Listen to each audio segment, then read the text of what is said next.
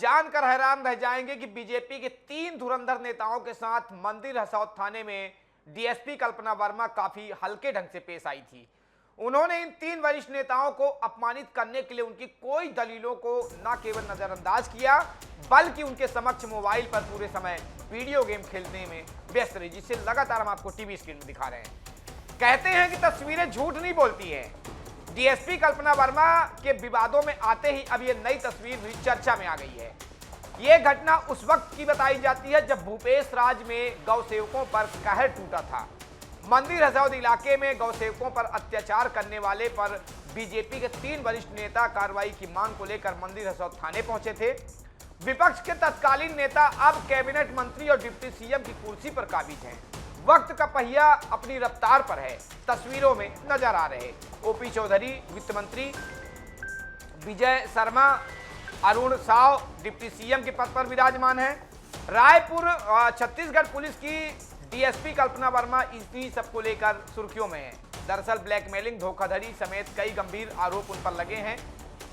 Police मामले की जांच में जुटी है। इसी बीच कांग्रेस राज में उनके भौकाल की ऐसी तस्वीरें भी वायरल हो रही जो तस्दीक करती है कि तत्कालीन सत्ताधारी कांग्रेस राज में चलनशील आईपीएस अधिकारियों के इशारे पर डीएसपी कल्पना वर्मा किसी के साथ विबदसलूकी करने में पीछे नहीं रहती थी। वर्दी की गरिमा तार-तार करने में जूनियर महिला डीएसपी ने अपनी तमाम हदें पार कर दी थी। उन्होंने राजनीतिक समीकरणों को बखूबी ध्यान में रखते हुए तत्कालीन अधिकारियों के निर्देश पर बीजेपी के वरिष्ठ नेताओं की दलीलों को भी नजरअंदाज किया था। जबकि कल्पना वर्मा ने निजात दिलाने के लिए पीड़ित की पत्नी बरखा उन्हें गुनहगार बता रही है। यही कहना बरखा के पति दीपक टंडन का भी है। ना माया मिली न राम की तर्ज पर अब दीपक सिर्फ हाथ मलते नजर आ रहे हैं।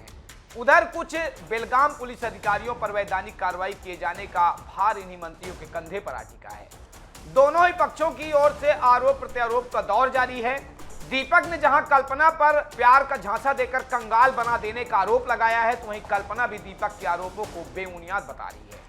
चर्चा में आई डीएसपी के भाई राकेश वर्मा ने भी दीपक की पत्नी बरखा के खिलाफ थाने में नामजद शिकायत दर्ज कराई है। इधर दीपक टंडन दलील दे रहे हैं कि उनके द्वारा अपनी पत्नी को तलाक देने से इंकार करने के बाद डीएसपी कल्पना वर्मा उनकी पत्नी बरखा के खिलाफ लगातार बेबुनियाद शिकायत कर रही है, ताकि प्रताड़ित कर उनकी पत्नी को तलाक के लिए विवश किया जा सके। उनका यह भी दावा है कि कल्पना ने उनके यानी कि दीपक के खिलाफ कोई शिकायत नहीं की है, जबकि उनकी पत्नी बरखा पर आरोप लगाए गए हैं कि दोनों पक्षों के बीच वाद विवाद लगातार गहराता जा रहा है।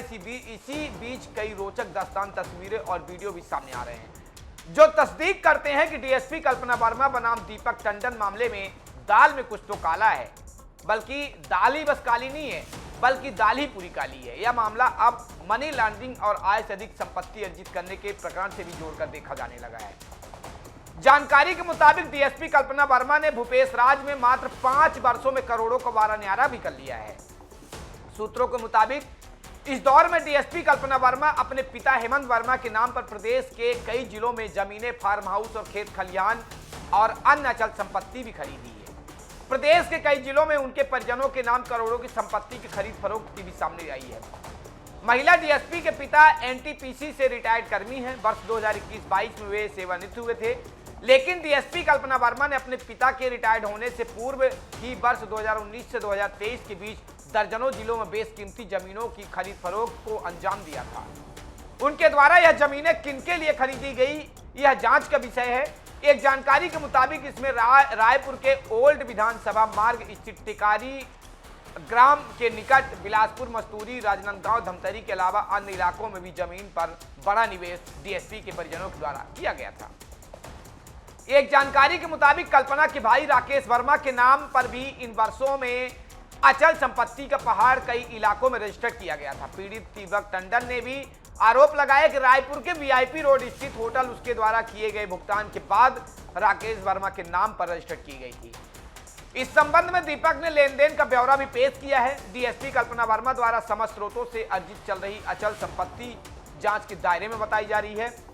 उनकी शान शौकत और बाजार में किया गया अवैध निवेश पुलिस महकमे में व्याप्त भ्रष्टाचार से जोड़कर देखा जा रहा है। सवाल यह भी उठ रहा कि पुलिस महकमे में कमाऊ कुछ आईपीएस अधिकारी क्या महिला पुलिसकर्मियों को अपनी काली कमाई सुनियोजित रूप से ठिकाने लगाने का जरिया तो नहीं बना रहे। डीएसपी कल्पना वर्मा की कार्यप्रणाली तो ऐसे ही आर्थिक अपराधों से जोड़कर देखी जा रही है। बहरहाल पीड़ित पक्षकार पुलिस से न्याय की गुहार लगा रहे हैं। देखना गौरतलब होगा कि पुलिस अब ऊंट को किस करवट बैठाती है।